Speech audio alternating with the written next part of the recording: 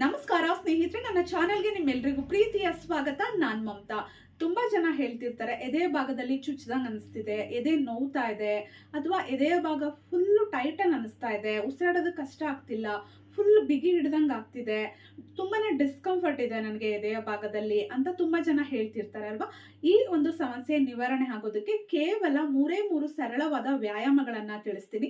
ಇದನ್ನ ದಿನಕ್ಕೆ 2 ಸಲ ಪ್ರಾಕ್ಟೀಸ್ ಮಾಡಿ, ಅಥವಾ ನಿಮ್ಗೆ ಯಾವಾಗ ಅವಶ್ಯಕತೆ ಇದೆಯೋ, ಯಾವಾಗ ಆ ರೀತಿ ಫೀಲ್ ಆಗ್ತಿದೆಯೋ ಅವಾಗ ಕೂಡ ಮಾಡಬಹುದು. ಯಾವಾಗ್ಲೂ ಈ ಸಮಸ್ಯೆ ಕಾಡ್ತಾ ಇದೆ ಅಂತಂದ್ರೆ ದಿನಕ್ಕೆ 2 ಸಲ ಪ್ರತಿನಿತ್ಯ ಮಾಡ್ತಾ ಬಂದ್ರೆ ನಿಮ್ಗೆ ಇದಕ್ಕೆ ಏನು 5 ನಿಮಿಷ ಕೂಡ ಬೇಕಾಗುದಿಲ್ಲ. ಈ ರೀತಿಯ ಎಲ್ಲಾ ಸಮಸ್ಯೆ ನಿವಾರಣೆ ಆಗುತ್ತೆ. ಎಷ್ಟೊಂದ್ ಸಲ ಗ್ಯಾಸ್ಟ್ರಿಕ್ ಸಮಸ್ಯೆಯಿಂದ ಎದೆನೋವು ಬಂದಿರುತ್ತೆ, ಅಥವಾ ಗ್ಯಾಸ್ಟ್ರಿಕ್ ಸಮಸ್ಯೆ, ಆಸಿಡ್ ರಿಫ್ಲೆಕ್ಸ್ ಆಗ್ತಿರುತ್ತೆ, ಹೈಪರ್ ಆಸಿಡಿಟಿ ಇರುತ್ತೆ, ಅದರಿಂದ ಕೂಡ ಎದೆ ಭಾಗ ಚುಚ್ಚದಂಗೆ ಅನಿಸ್ತಿರುತ್ತೆ, ತೇಗ್ ಬರ್ತಿರುತ್ತೆ, ಅದು ಸರಿಯಾಗಿ ಬರ್ತಾ ಇರೋದಿಲ್ಲ, ಸೊ ಉಸಿರಾಡೋದಕ್ಕೆ ಕಷ್ಟ ಅನಿಸ್ತಿರುತ್ತೆ, ಇದೆಲ್ಲ ಭಾರ ಅನಿಸ್ತಿರುತ್ತೆ. ಈ ರೀತಿಯ ಸಮಸ್ಯೆ ಉಂಟಾಗ್ತಿರುತ್ತೆ ಅಲ್ಲ. ಯಾವುದೇ ಕಾರಣದಿಂದ ಆಗ್ತಾ ಇರಲಿ, ಈ ಎಕ್ಸಸೈಸ್ಗಳನ್ನ ಮಾಡಿ ಈ ಸಮಸ್ಯೆ ಖಂಡಿತವಾಗ್ಲೂ ನಿವಾರಣೆ ಆಗುತ್ತೆ. ಹೇಗೆ ಎಕ್ಸಸೈಸ್ ಮಾಡೋದು ತಿಳಿಸ್ತೀನಿ. ಅದಕ್ಕೂ ಮುಂಚೆ ನೀವೇನಾದ್ರೂ ನನ್ನ ಚಾನೆಲ್ನ ಇನ್ನೂ ಸಬ್ಸ್ಕ್ರೈಬ್ ಮಾಡದೆ ನೋಡ್ತಾ ಇದ್ದೀರಾ ಅಂದ್ರೆ ದಯವಿಟ್ಟು ಚಾನೆಲ್ನ ಸಬ್ಸ್ಕ್ರೈಬ್ ಮಾಡ್ಕೊಂಡು ಸಪೋರ್ಟ್ ಮಾಡಿ. ಹಾಗೆ ವಿಡಿಯೋ ನಿಮ್ಗೆ ಇಷ್ಟ ಆದ್ರೆ ವಿಡಿಯೋವನ್ನ ಲೈಕ್ ಮಾಡಿ, ಶೇರ್ ಮಾಡಿ, ಅಥವಾ ನಿಮ್ಮ ಅನಿಸಿಕೆ ಅಭಿಪ್ರಾಯಗಳನ್ನ ಕಮೆಂಟ್ ಬಾಕ್ಸ್ ಅಲ್ಲಿ ಕಮೆಂಟ್ ಮಾಡಿ ತಿಳಿಸಿ ಸ್ನೇಹಿತರೆ. ಈಗ ಮೊದಲನೇ ಎಕ್ಸಸೈಸು ತುಂಬಾನೇ ಸುಲಭವಾಗಿದೆ.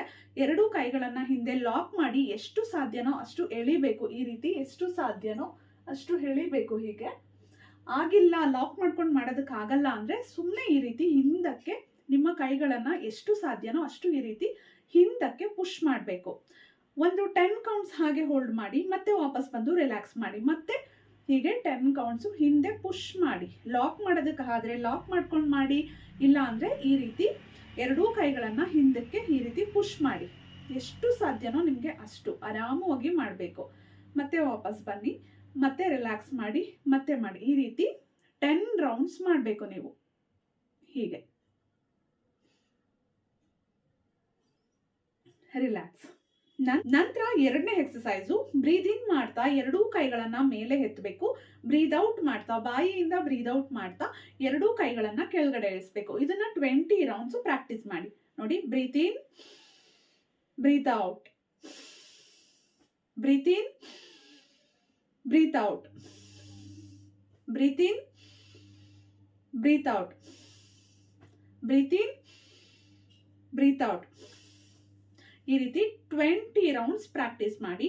ನಂತರ ನೋಡಿ, ಉಸಿರನ್ನ ತಗೊಳ್ತಾ ಹಿಂದೆ ಹೋಗ್ಬೇಕು, ಉಸಿರನ್ನ ಬಾಯಿಯಿಂದ ಹೊರಗಡೆ ಹಾಕ್ತಾ ಮುಂದೆ ಬರಬೇಕು. ಇದನ್ನ ಕೂಡ 20 ರೌಂಡ್ಸ್ ಮಾಡೋಣ. ಬ್ರೀತ್ ಇನ್, ಬ್ರೀತ್ ಔಟ್, ಬ್ರೀತ್ ಇನ್, ಬ್ರೀತ್ ಔಟ್, ಬ್ರೀತ್ ಇನ್, ಬ್ರೀತ್ ಔಟ್, ಬ್ರೀತ್ ಇನ್, ಬ್ರೀತ್ ಔಟ್, ಬ್ರೀತ್ ಇನ್, ಬ್ರೀತ್ ಔಟ್. ಈ ರೀತಿ ನೀವು 20 ರೌಂಡ್ಸ್ ಮಾಡಿ. ನಂತರ ನಿಮ್ಮ ಎದೆಯ ಭಾಗವನ್ನ ಈ ರೀತಿ ಮಸಾಜ್ ಮಾಡ್ಕೋಬೇಕು ನೋಡಿ. ಹೀಗೆ ತುಂಬಾ ಸಲ ಅಜೀರ್ಣದಿಂದ ಅಥವಾ ಗ್ಯಾಸ್ಟ್ರಿಕ್ ಸಮಸ್ಯೆಯಿಂದ ಆ ರೀತಿ ಡಿಸ್ಕಂಫರ್ಟ್ ಆಗ್ತಿರುತ್ತೆ, ಅಥವಾ ಎದೆಯ ಭಾಗದಲ್ಲಿ ಚುಚ್ಚದಂಗೆ ಅನಿಸ್ತಿರುತ್ತೆ. ಸೊ ಅದು ನಿವಾರಣೆ ಆಗೋದಕ್ಕೆ ನೀವು ಈ ರೀತಿ ನಿಮ್ಮ ಎದೆಯ ಮಧ್ಯ ಭಾಗದಲ್ಲಿ ಈ ರೀತಿ ಮಸಾಜ್ ಮಾಡ್ಕೊಳ್ಳಿ. ನಂತರ ಟ್ಯಾಪ್ ಮಾಡ್ಕೋಬೇಕು.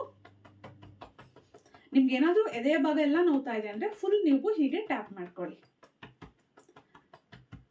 ಇದರಿಂದ ನಿಮ್ಗೆ ಎದೆ ಉರಿ ಬರ್ತಾ ಇದ್ರೆ, ಅಥವಾ ಕೆಲವೊಂದ್ಸಲ ತೇಗು ಬರೋ ತರ ಆಗ್ತಿರತ್ತೆ, ಬರ್ತಾ ಇರೋದಿಲ್ಲ, ಉಸಿರು ಕಟ್ಟದಂಗೆ ಅನಿಸ್ತಿರತ್ತೆ, ಚುಚ್ಚದಂಗೆ ಆಗ್ತಿರತ್ತೆ, ಸೊ ಸರಿಯಾಗಿ ಜೀರ್ಣ ಆಗದೆ ಇದ್ದಾಗ್ಲೂ ಈ ರೀತಿ ಎಲ್ಲ ಸಮಸ್ಯೆ ಆಗಿ ನಿಮ್ಮ ಎದೆಯ ಭಾಗ ಟೈಟನ್ ಅನಿಸ್ತಿರತ್ತೆ.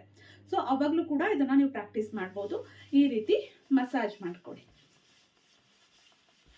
ಪ್ರತಿನಿತ್ಯ ಇದನ್ನ ಪ್ರಾಕ್ಟೀಸ್ ಮಾಡ್ತಾ ಇದ್ರೆ ಈ ರೀತಿ ಸಮಸ್ಯೆ ನಿಮ್ಮಿಂದ ದೂರ ಆಗುತ್ತೆ ಸ್ನೇಹಿತರೆ. ದಿನಕ್ಕೆ 2 ಸಲ ಪ್ರಾಕ್ಟೀಸ್ ಮಾಡಿ. ತುಂಬಾ ಸಿಂಪಲ್ ಆಗಿದೆ, 5 ನಿಮಿಷ ಕೂಡ ಬೇಕಾಗೋದಿಲ್ಲ. ಸ್ನೇಹಿತರೆ, ವಿಡಿಯೋ ಇಷ್ಟ ಆಗಿದೆ ಅನ್ಕೊಂಡಿದ್ದೀನಿ. ವಿಡಿಯೋ ಇಷ್ಟ ಆಗಿದ್ರೆ ವಿಡಿಯೋವನ್ನ ಲೈಕ್ ಮಾಡಿ, ವಿಡಿಯೋವನ್ನ ಶೇರ್ ಮಾಡಿ, ಅನಿಸಿಕೆ ಅಭಿಪ್ರಾಯಗಳನ್ನ ದಯವಿಟ್ಟು ಕಮೆಂಟ್ ಬಾಕ್ಸ್ ಅಲ್ಲಿ ಕಮೆಂಟ್ ಮಾಡಿ ತಿಳಿಸಿ. ಮತ್ತೆ ಒಂದು ಒಳ್ಳೆ ವಿಡಿಯೋ ಜೊತೆ ಮತ್ತೆ ಭೇಟಿಯಾಗೋಣ. Thank you.